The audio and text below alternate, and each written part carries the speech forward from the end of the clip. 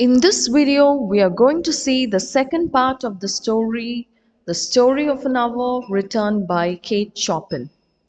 So in the previous video, we learned something about the author and the characters and the first part of the story. So the main characters present in the story are Mrs. Mallard, Josephine, Brentley Mallard, and Richards. And in the first part of the story, we find Mrs. Mallard being afflicted with a heart disease, and so Richards and Josephine are taking lot of care to convey the news about her husband's death.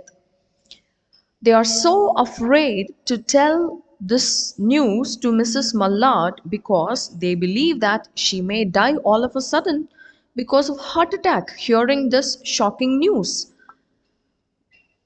Once she comes to know about the death of her husband, she cries and then she goes to the upstairs.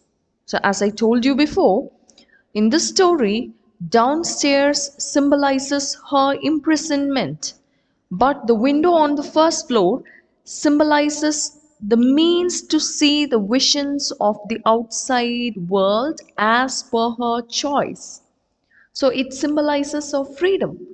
She goes to the upstairs, she sits comfortably, and then she sees through the window different things. What are the things she sees?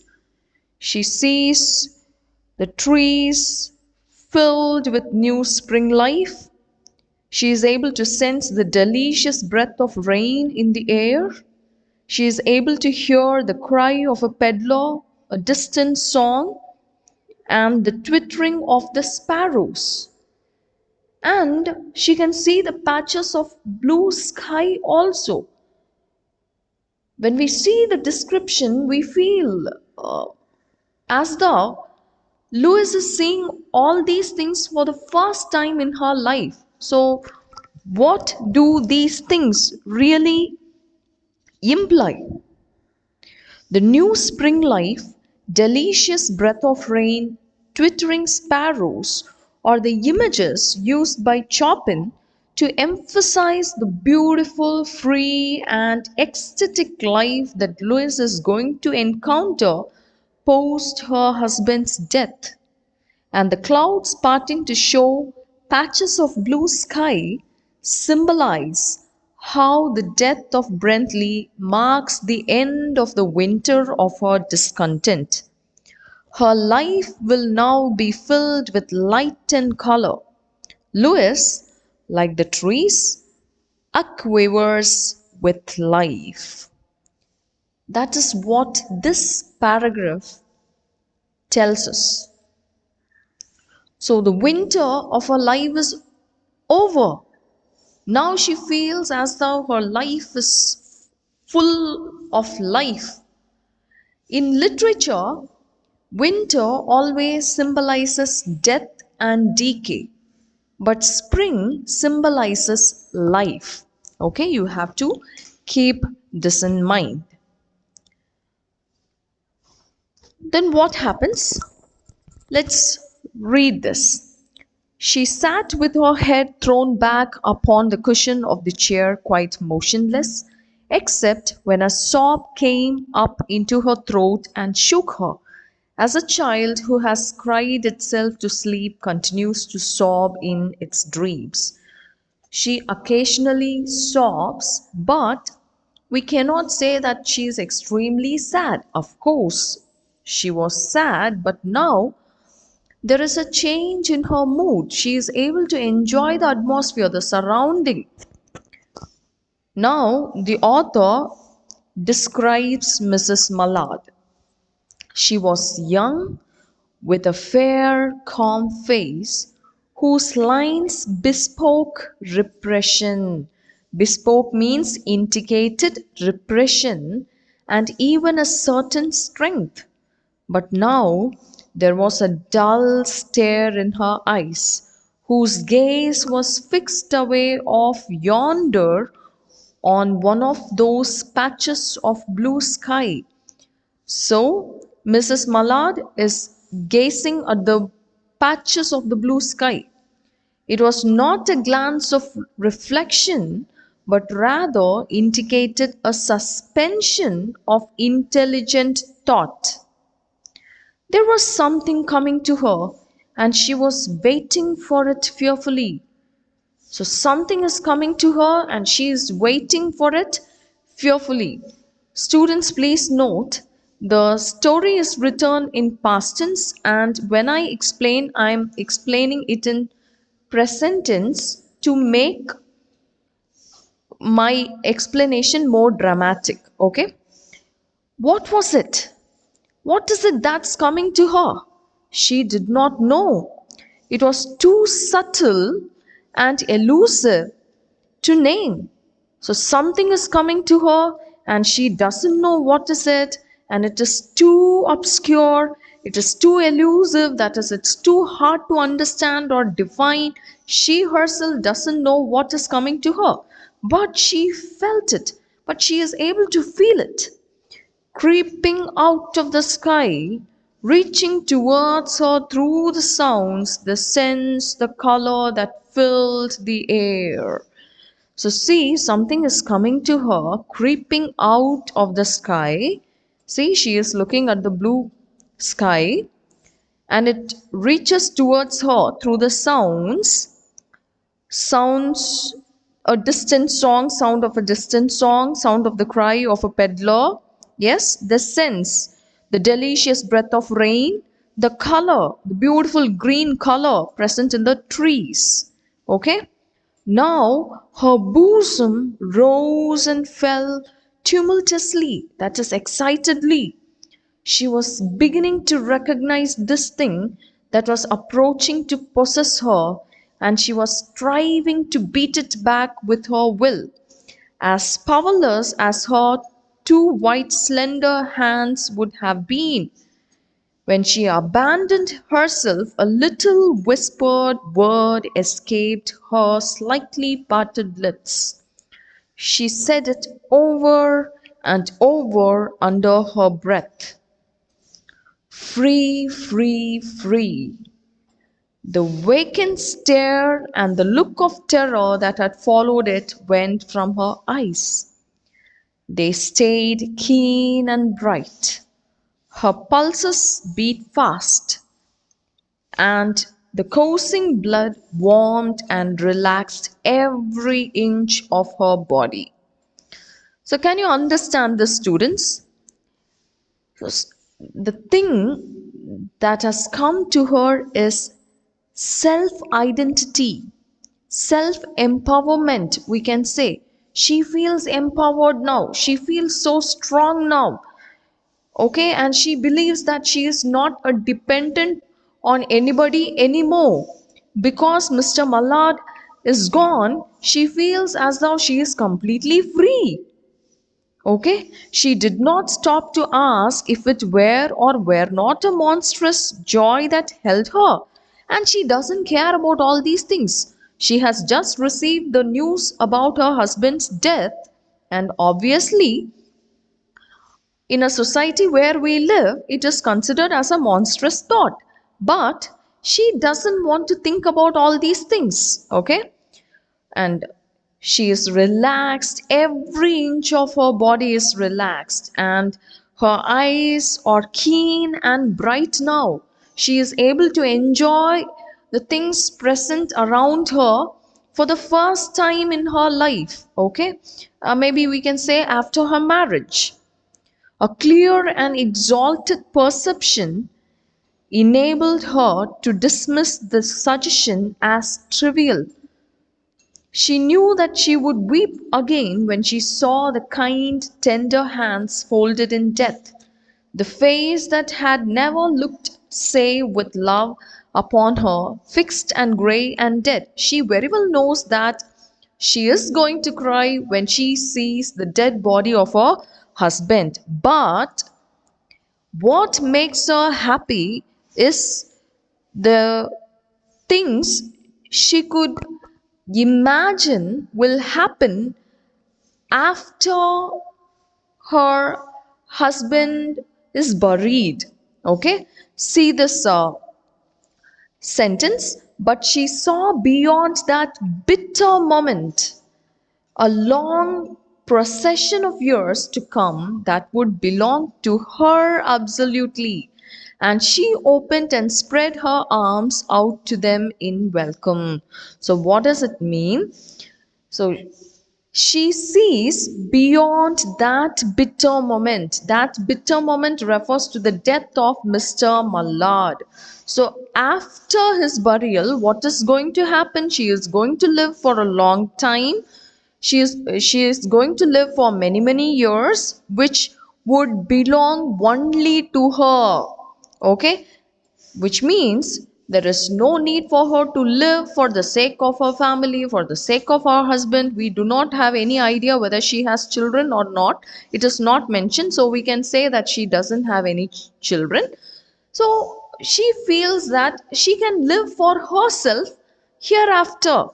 And she opened and spread her arms out to them in welcome. She is not worried about her husband's death because she is thinking about the future where she'll have the life of her own. There would be no one to live for her during those coming years. She would live for herself. Please underline that. And you have to underline the last two sentences of the previous paragraph also. There would be no powerful will bending hers in that blind persistence. The meaning of persistence is determination. But what is the meaning of blind persistence? Blind persistence is unquestioning perseverance. Here, it refers to the fact that men and women continue to force themselves on each other without even realizing, because they consider it to be their right. So, in a marital relationship, we can always find this a husband imposing his own will on the wife, and the wife doing the same thing to the husband. And now, Mrs. Mullard, that is Louis, is very happy thinking that Mr. Mullard doesn't exist to impose his own will on her anymore. Okay, let me read this sentence once again. There would be no powerful will bending hers in that blind persistence with which men and women believe they have a right to impose a private will upon a fellow creature. A kind intention or a cruel intention made the act seem no less a crime as she looked upon it in that brief moment of illumination. They may impose their will because of a kind intention or a cruel intention, but that doesn't matter to her. She is not having any mood to critically analyze all these things. Mrs. Mullard is in a mood to enjoy the present situation and the future. Okay, and she looked upon it in that brief moment of illumination, means understanding, and yet she had loved him sometimes. See, how can she say that? In a marital relationship, no one can say that, okay, I love him sometimes and I hate. No, she says that I loved him sometimes, which means their relationship was not so good. We don't get any clue about their relationship directly, but indirectly through the feelings of Mrs. Mallard. So, from this, we can clearly understand that Mrs. Mallard was in a very unhappy marital relationship. Often she had not. Often she had not loved him at all. What did it matter? What could love, the unsolved mystery, count for in face of this position of self-assertion which she suddenly recognized as the strongest impulse of her being? So self-assertion is confidence of oneself. So now she believes that the confidence she has got now after hearing about the death of her husband is the strongest impulse, that is the driving force of her being. And once again, she whispers, free, body and soul free. She kept whispering. Note the words clearly. Free, body and soul. Okay, everything is free now. I'm feeling free. She is feeling so relieved. She is not at all confined anymore.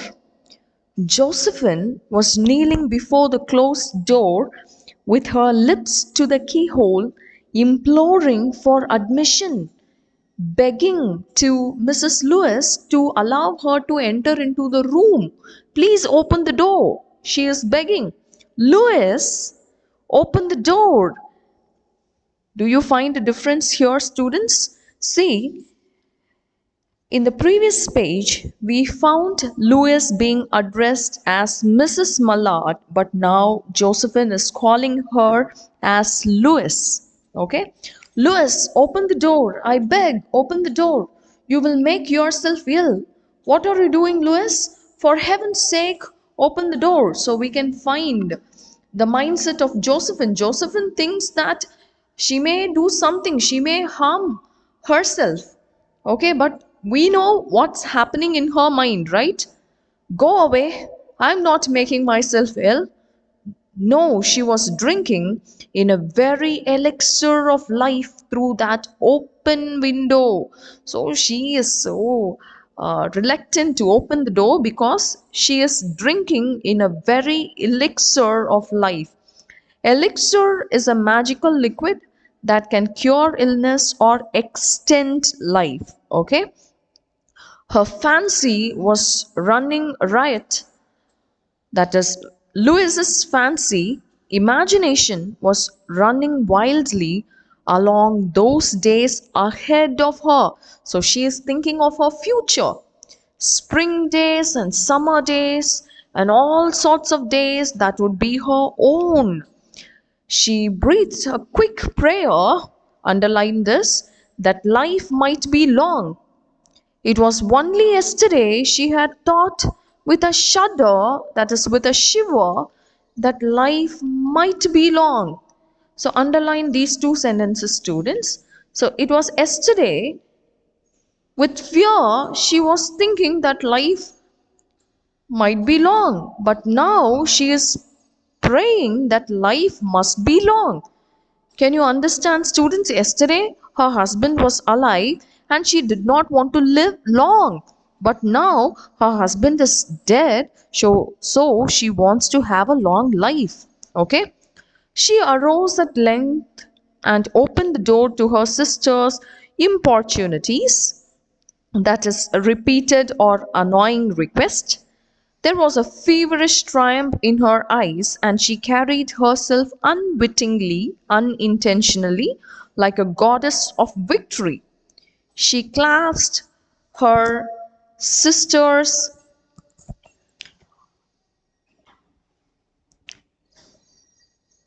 waist, and together they descended the stairs. Richard stood waiting for them at the bottom. Someone was opening the front door with a latchkey. So, can you understand, students? So, she gets up reluctantly. Actually, she doesn't want to come to the downstairs. And I told you that downstairs symbolizes her imprisonment. And on the upstairs, she is drinking the elixir of life. Okay? And now, reluctantly, she comes to the downstairs and she walks like a goddess of victory. And what happens? Suddenly, somebody opens the front door with a latchkey. Who is opening the door?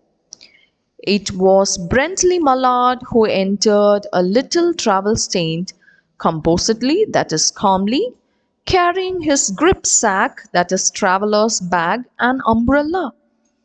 So it is Brentley Mallard who comes in a very calm state, carrying his traveler's bag and an umbrella. He had been far from the scene of accident and did not even know there had been one.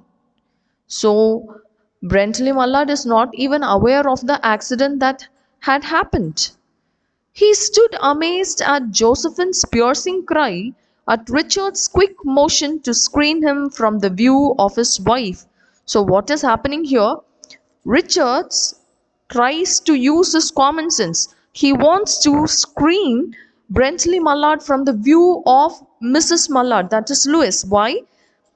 Because he believes if Mrs. Mallard, that is Lewis, sees Brentley, what would happen?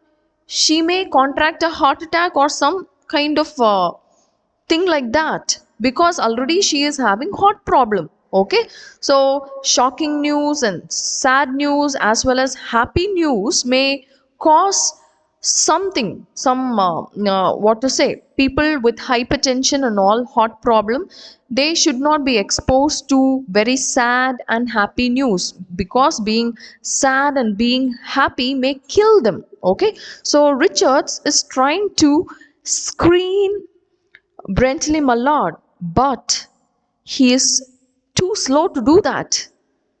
Okay, so but Richards was too late, and what happens?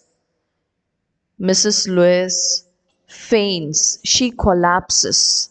When the doctors came, they said she had died of heart disease, of joy that kills. So when the doctors come, they examine Mrs. Lewis and they say that she is dead and she died of joy. So, according to them, after seeing Brentley Mallard, she becomes too excited and too happy and she dies. But we readers know the real reason. Isn't it, students? Yes. So, this is the story, and let's see the themes present in this story: self discovery and identity, and role of women in marriage are the two themes present in this story. And the next is the things for you to remember. See, person narration is used in this story. An omniscient narrator, that is an all-knowing narrator, is narrating the story to us. An hourglass moment, when you take the style of the story, hourglass movement is used in the story. The narrator tells the story of an hour in an hourglass form, with Brentley Mallard as one half of it and Lewis the other. You all know what an hourglass is, right? Just imagine that and try to understand what I say. The news of Brentley's death fills the other side with life. So Brentley's death thus causes her rebirth. When Lewis sees Brentley standing before her, her rebirth ends. Just as his death occasioned her rebirth, his rebirth occasions her death. Lewis Mallard thus moves from death to life and back to death in an hourglass movement. Okay, so read it once again to have a clear idea about it. And then the significance and the appropriateness of the title. It may be asked as a 15-mark question for you. Is the title The Story of an Hour apt? Yes, the title is apt as well as significant, as it reveals the life changing events that can take place in such a short period of time. Chopin explores the entire range of Mrs. Mallard's emotions, anxieties, and psyche from the moment she hears her husband's death to his eventual reappearance. Then, the feministic perspective present in the story. The feministic perspective that is expressed in the story is the sense of freedom that Louise Mallard experiences after she is told that her husband has been killed in a train accident. So, in the first class, I gave you the definition of feminism. Yes, try to relate that with this. Okay, and then I have given you two questions. You have to write the answer for these two questions in your English note. Okay, the first question is, the story of an hour does not trace Louise's repression, but her reaction to her husband's death says it all. Discuss. Okay, I believe you understood the question. Yes, nothing about the relationship between Lewis and Mr. Mallard is given in the story. We don't find anything related to Mr. Mallard torturing Lewis is not given. Nothing is given like that. But her reaction to her husband's death talks about how she was treated by him. Okay, so you have to bring about all these things and write a 15-mark answer. Okay, and see the next question. Discuss the appropriateness of the title of Kate Chopin's short story, The Story of an Hour. See, when we discussed about the significance and the appropriateness of the title, I have just given you a hint. So you just try to elaborate it. Okay, and you all know how to write an essay. In the introductory paragraph, you have to write something about the author and something related to the question and the work and the question. Okay, so you have to write your essay from about 300 to 350 words. Don't forget to write the essay, and you can expect questions from this story for your board examination. So that's all for today's class, students. Thank you.